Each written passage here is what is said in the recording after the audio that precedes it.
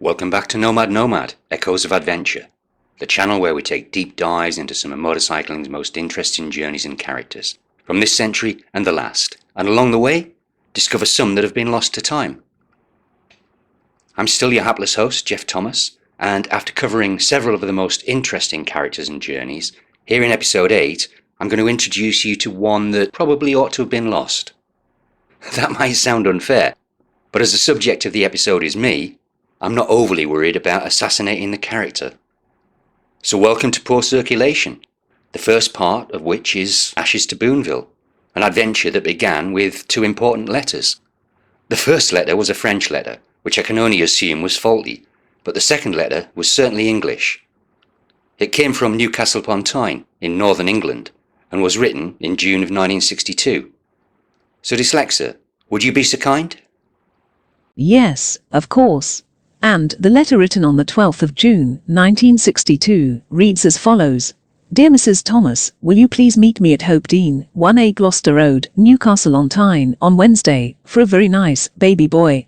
This is the Salvation Army mother and baby home. I would like you there at 2:30 p.m, and I will be there to meet you. He is 9 weeks old, and the baby of a very nice girl. He has not been christened. The girl is very anxious to get back to her own home, as no one knows about this. She is supposedly away working. Also, she is in the Women's Territorial Army, and if she does not report next Saturday, will lose her stripes. He will have clothes to travel in, and you will be given a tin of food and his routine. Sorry for the short notice. Yours sincerely, Miss M. Headley, welfare worker. Thank you, Dyslexia. Now, I don't remember George and Barbara Thomas coming to collect me that day, but I do know that they took me home in their Triumph 60A Thunderbird and sidecar. I only remember the motorbike because, well, they kept it for years afterwards.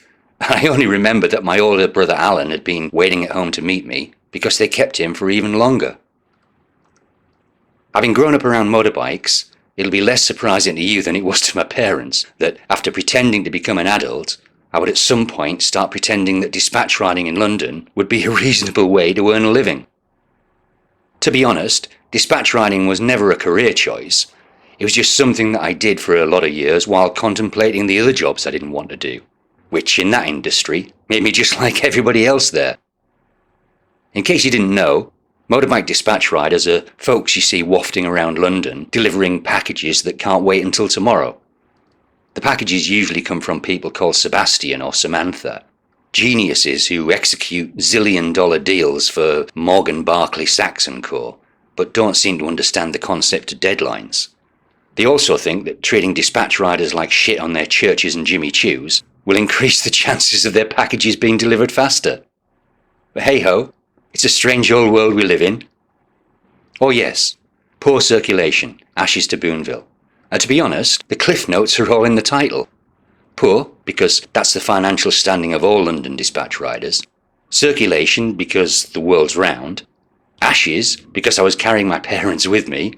And Boonville, because that's where I'd be leaving them. Now, to avoid any misunderstanding, my parents were actually dead before I cremated them. It wasn't like I did it because carrying ashes to Boonville would be a lot cheaper than carrying people. And if you're wondering where the fuck Boonville is, and why anybody dead or alive would ever want to go there, that's exactly what I was thinking when my brother Alan told me he'd just moved there. I certainly wasn't the smartest kid at school, but by the time I'd learned how to spell profoundly and dyslexic, I'd already fucked off and joined the army. Dad thought the army would be good for me, but he didn't think that I'd be good for the army. So by joining the army of Saudi Arabia, I'd been doing everyone a favour. Well, the pay was better, and before you start jumping to the wrong conclusions, I was a civilian and a pacifist. So cashing cheques was always going to be more satisfying than firing any big guns. Travelling the world on King Fahad's shillings, I'd visited places I'd read about in Jupiter's Travels. But after returning to the real world, travelling around England on corporation shilling had certainly lacked the glamour. Don't get me wrong, gravitating back to dispatch riding has always been my decision, but when I'd realised how many of my colleagues wouldn't be coming into their 40s with me, the fact that I'd known most of them only by their call signs had only increased my desire to get out. I hadn't known what else I would do, or what I'd wanted to do, but with almost 1 million miles under my wheels, if my call sign Blue 88 was going to be retired, I'd wanted it to be on my terms and not due to the laws of probability.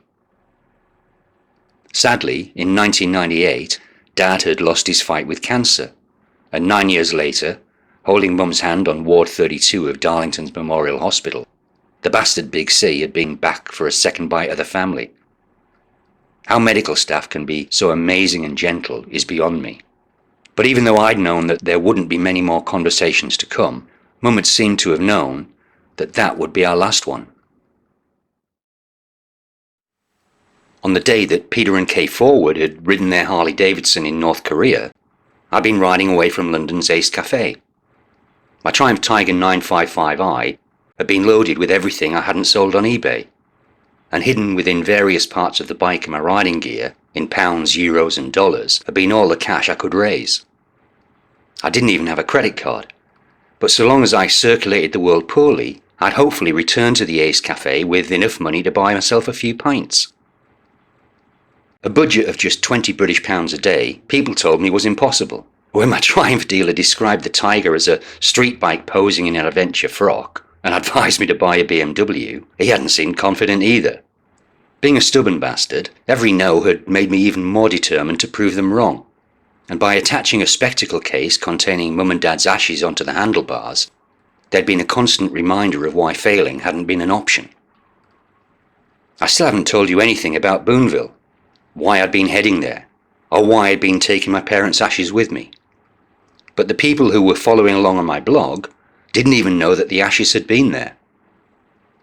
All will become clear when we arrive in North America, but following a fleeting tour of England and Wales, after crossing the English Channel into France, my plan had been to ride through the expensive countries of Western Europe briskly. In quick order, parts of France, Belgium, Luxembourg, Germany, Liechtenstein, Switzerland and Italy had passed beneath the Tiger's wheels. It had felt more like touring than travelling, but after passing through Slovenia and hugging the spectacular Dalmatian coast, as the local cost of living reduced, so too had my speed. Some call it rough camping, but I don't see anything rough about sleeping free of charge anywhere you want to. And even though pitching my tent at a swingers gathering in Croatia had been, well, interesting, it wasn't until I cut inland towards Albania that the touring really began morphing into travelling. Homework had never been my big thing, and the corruption I'd seen crossing the border from Montenegro I really hadn't been prepared for. Waiting at the border, a young Albanian guy had told me a joke. In Berlin, where he lived and worked, the Albanian Tourist Authority were putting up advertising boards saying, "Visit Albania, your Mercedes is already here." And when he'd pointed towards the line of vehicles waiting to fund their way forwards in the queue, aside from his Renault Laguna, every other car had been a Mercedes, and I guess not many of them had keys. Across the border, the levels of poverty had struck me again, and after a chance encounter with Jack, an enthusiastic English-speaking guy aboard a Honda C70-engined Yamaha XT600 Bitzer, I'd begun discovering that those with the least to give would usually offer me the most. Wine-dined and housed by Jack and his family, the next morning he'd guided me up into the mountains above his hometown of Škoda. After leaving me on the only track, I'd eventually found the dock from which a ferry would, apparently, whisk me effortlessly along Lake Komen into Kosovo. And although the route hadn't looked quite so clear on my map, Jack had been confident that it would be the best way to go. Well, to cut a long story short, after having my documents and passport checked on the dock, I'd paid the €10 exit fee for the Tiger and boarded the tiny ferry. The 1 hour sailing took 3, but the lake was even more beautiful than Jack had said. After docking at the other end of the lake, another uniformed official had come on board and checked my documents again, and after paying €10 for the Tiger to enter Kosovo, he'd welcomed me into his country and waved me off the ferry. Unfortunately, the roads in Kosovo were just as shitty as the ones I'd left behind me in Albania, and when after stopping at the first signpost and consulting my map, the reason for that became clear. Of course, I'd still been more than 50 fucking kilometres inside Albania, and even though I'd just paid €20 to cross a border that didn't exist, I couldn't help but admire the elegance of their grift. I'd wondered if Jack had been a part of it, but I really don't think he had, and if the borders of our home countries had been as fluid as his, then perhaps it would be easier to understand. Anyway, an hour later, the official crossing into Kosovo had been a lot more expensive than the unofficial one. But as I'd been the only person without a huge fucking gun in my hand, I'd certainly kept my feelings to myself.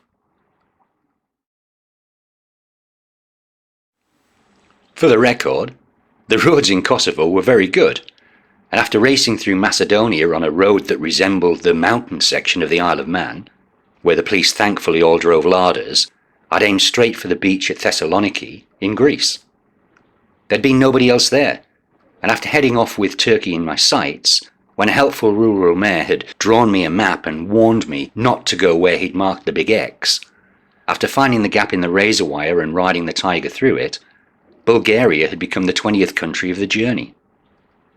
Not being the brave type, I hadn't hung around there for long, but after crossing into Turkey and dropping down onto the Gallipoli Peninsula, I'd found a place that I could stay for months. It really was that beautiful, and the beauty made it hard to reconcile the tranquility of peace with the brutality of war. But lest we forget, the perfectly maintained war memorials had been there to remind us. I'd always intended to cross into Asia through Istanbul, but for reasons that I won't go into here, I hadn't. But after crossing the Dardanelles on a ferry, I'd arrived on the Asian side and the bustling town of Lepeski. If it wasn't for maps and signs, the crossing between Europe and Asia wouldn't have been noticed. And when a group of local bikers had taken me under their hospitable wing, the generosity of strangers had continued. By the time I'd reached the Black Sea, I'd spent 3 consecutive nights on 2 different continents, sleeping on beaches next to 3 different seas. And although the Black Sea coastline had been the most rugged, as I'd ridden its length, the hospitality of those who lived alongside it had increased in line with the beauty. I'd found the 100th place where I'd rather live than England, but if Georgia would have been the 101st, sadly, I wasn't going to find out. As I'd arrived on Georgia's southern border, the Russians had been massing on the north, and by the time I'd backtracked to the port city of Trabzon, the shit was already hitting the fan. My alternative plan to avoid war was to cross the Black Sea to Sochi in Russia, but seeing the ancient vessel, the Princess Victoria, with its hold full of tomatoes and the Cambodian flag of inconvenience on its mast, I hadn't been filled with confidence. As the shit kicked off in Georgia, the economics of war had kicked in Turkey. But along with a group of Iranian dentists, a Russian chess champion, and a dozen sweet-painted ladies of the night, I'd paid for the only means of transport available and hoped to fuck that petrol in Russia would be a hell of a lot cheaper than it had been in Turkey. The crossing had been smooth, far smoother than my administrative entry into Russia, and unfortunately, despite the people of Russia proving to be the most friendly and generous people I'd encounter, the twattishness of the customs officer who'd stood between the tiger and its entry into Russia would be typical of many other Russians wearing uniforms. It was a sad introduction to an amazing country, and if he hadn't been such a twat, he might have received a portion of the money that would later go to the traffic cops who'd been waiting to mug me at every junction on the road east towards Volgograd. Volgograd, which a surprising portion of the population still refer to as Stalingrad, was somewhere I'd really wanted to see, and having neglected to bring replacement tyres with me, I'd end up staying there for a week longer than planned. However, after chatting with a man I'd found tinkering with motorbikes in a tiny workshop, when after screeching to a halt in a black-on-black Range Rover, the owners Robert and Steve had climbed out and introduced themselves, I'd sensed that my stay in their fine city had just got a little more interesting. Robert and Steve aren't their real names, and as that tiny workshop would have struggled to generate enough profit to pay for the wrist strap on one of their watches, I'd suspected that as independent businessmen, they'd had far more pies than fingers to dip into them. The right-sized tyres not being available in Volgograd hadn't been a problem, and when we'd gone to the bank to transfer the money for new tyres to Robert's associate in Moscow, even before he'd opened the top of the duffel bag, I'd already guessed what it had been stuffed with. In their words, cash was still king, and whilst killing time waiting for the tyres to arrive from Moscow, my neck muscles had discovered that whilst having the fastest boat on the Volga might be important, it could also be amazingly fucking painful. The G-forces in Robert's boat had been stronger than those in Steve's Mitsubishi Evo. And when on the morning of departure, Robert had slipped a new local SIM card into my phone and assured me that between Volgograd and Irkutsk I wouldn't encounter any interference, I'd had little reason to doubt him.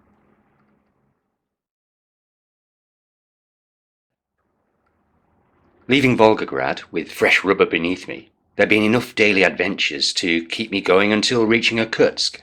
But when I got there, because of some mysterious problem with my documents, hotels had refused to give me a room. The only place had been one that rented them by the hour, and to say that I'd hooked up with a German guy in a brothel might give the wrong impression. BMW GS riding Nick Hellerhoff had been with me when the hotels had refused my custom, and as he'd also been on his way to Lake Baikal, we decided to ride there together. Rick had also been there with me in the internet cafe when light-fingered teenagers had lifted my camera, phone and my day wallet from my jacket. Being an abrupt sort of guy, Rick seemed to think that it had been my fault for being careless. And even when I'd shown him the email saying that my apartment at home in England had been destroyed by fire, he'd been slightly more sympathetic. He'd also seemed quite amused by the fact that, as I'd been travelling, I'd allowed all of my insurance policies to lapse. Thankfully, Lake Baikal had been even more beautiful than I'd imagined. The sort of place where the worries of life just kind of melt away. And after taking the small ferry to the island of Olkhon, the only inhabitants seemed to be cows and overland bikers. We'd avoided the camping grounds at Nikita's, a famous venue for overlanders. But every evening when we'd lit the fire, people had still appeared out of nowhere carrying supplies of vodka and beer. I could have stayed longer, a lot longer, but after leaving the island and watching Rick ride south towards Mongolia, I'd ridden east towards Chita and the start of the Amur Highway. The Amur Highway was a newly fully paved 4-lane road running from Chita in the east to Khabarovsk in the west. Vladimir Putin's gift to the Russian people, and the final link in the 11,000-kilometer Trans-Siberian Highway, the highway that connected St. Petersburg with Vladivostok. It crossed the Zilov Gap, the stretch of terrain that defeated Austin Vince and the Mondo Enduro team 10 years earlier, and the long way round a little more recently. Well, the huge signpost that marked the start of the Amur Highway was certainly impressive, and so too the first 40 or so kilometres of road. But when the road surface suddenly vanished, so too had my remaining belief in politicians. On a positive note, the road crew had made the route of the highway clear, so I wouldn't be getting lost. But thankfully, as over the next 10 days it didn't really rain, I'd somehow managed to avoid getting stuck. I'd crossed the Zilov Gap, and although arriving in the city of Khabarovsk I'd looked like shit on a stick, the Triumph Tiger had crossed Siberia, and the only thing that had failed had been one $5 headlight bulb. I'd even still been on budget, and the doubters were hopefully sitting down, and after moving into the box, a small room above the Iron Tiger's workshops in Vladivostok, even though I'd felt sorry for the riders, as I'd seen the BMWs and KTMs that had been a few days behind me on the road start rolling into Vladivostok on the back of trucks, I'd had a strange sense of satisfaction. It was probably more a sense of relief, because somehow me and the Triumph had made it. But spending 10 memorable days and nights with the Iron Tigers, when I'd arrived at the tiny eastern port of Zarabino, it seemed that the twattish customs officer who'd hampered my entry into Russia had set a trap that would prevent me from leaving it. I'd entered Russia on a 90-day business visa, and the motorbike had obviously come in with me. But unknown to me at the time, the Tiger had only been granted entry for 14 days. It had overstayed its welcome by 10 weeks. But when they'd escorted me to the small cell behind the Port Authority offices, the shit had suddenly got real. My paperwork had all been in Russian, and they'd known that my crime was due to ignorance rather than intent. But thankfully, when the guard buggered off home for the weekend, he'd taken the only key to the cell with him. They'd made me promise to return for my court hearing on Monday, and allowed me and the Tiger to leave. I was trapped at the end of Russia without a passport, so of course I was going to turn up in court on Monday. Where the fuck else was I going to go? Anyway, it was a real court, and after admitting my guilt, I'd held my breath and paid the cash fine. Justice had been served, and a few hours later they'd escorted me and the Tiger onto the Dongchung ferry for Sokcho in South Korea. But as I can't remember ever buying a ticket, and the fine had been round about $30, I guess deportation is probably the cheapest way to leave a country. After arriving in South Korea, I'd arranged to ship the tiger to Seattle, a process that took almost an hour. It was seamless, but although South Korea was fascinating, with the bike and the camping gear on its way to the USA, it was also amazingly expensive. So, as the flight from Seoul to Seattle cost about the same as one that went via Thailand, I'd managed to spend 2 amazingly cheap weeks there before following the tiger across the Pacific. In Seattle, releasing the tiger from captivity hadn't been as painless as I'd hoped. A delay, another document, another phone call, another fee, another document, another anonymous office, another payment. At least with unofficial bribery, they don't add fucking sales tax. It took a week, and when finally reunited, in my haste to start riding south towards Boonville, I'd ridden the tiger from what remained of its wooden travelling case and stuck a nail straight through the fucking front tyre. The first puncture of the journey, so I shouldn't really grumble. And once clear of the bonded customs enclosure, when I'd looked in the top box and delved inside, Mum and Dad's ashes had thankfully still been there. They'd crossed 24 international borders, and thankfully escaped detection during the agricultural inspection in Seattle, the thing that I'd feared the most, and the reason why I hadn't told anybody outside of the family what the contents of the special package I'd been carrying had been. In Darlington's Memorial Hospital, reflecting on her 80 years, Barbara Thomas had no regrets. But there'd been 2 things she'd wished could have happened. My dad, George, had died in 1998, a year before my brother Alan had met and married his American wife Tori and moved to the small northern Californian town of Boonville, where their children, first Sam and then Willow, had been born. Mum had visited them there and fallen in love not only with the new grandchildren, but also the community and the town. She'd wished Dad had lived long enough to meet their grandchildren Sam and Willow, to see Boonville and share those moments with her. I could understand that. And when reminiscing about how when before becoming parents they'd ridden their Triumph through England, Scotland, Wales, even though I'd wondered if a second wish would be that they hadn't adopted Alan and myself. Of course, it hadn't been. Just once, Mum would have loved to ride with Dad along the magnificent coast road close to Boonville, on their Triumph, with the California sun above and no British weather to dampen their mood, with the Pacific Ocean on one side and the giant redwoods on the other. That's what she wished they could have done together. A few weeks after Mum's funeral, I'd dropped an urgent package in the city of my birth, Newcastle upon Tyne. And when on the way back to London, I'd approached the turning for Darlington, my indicator just seemed to switch on by itself. An hour after collecting Mum's ashes from the funeral directors, Dad's ashes had been alongside hers in my Honda's top box. And after taking them on a spirited ride to Tan Hill, the highest pub in England, we'd sat together looking out over the North Yorkshire Dales and wondering what to do next. Leaving Seattle, I'd headed south onto the Pacific Coast Highway, and after 3 days of meandering coastal splendour, the road beneath us had become California Highway 1. Dad had never been there, but even though Mum and I had, we'd never been there together.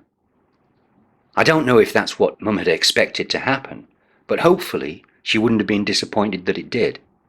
And after leaving the coastline and heading inland through the giant redwoods of Mendocino County, when we'd arrived in the small unincorporated town of Boonville, population 715, the family were finally together, and thanks to the kindness and generosity of strangers along the way, Mum's second unfulfilled wish had been granted.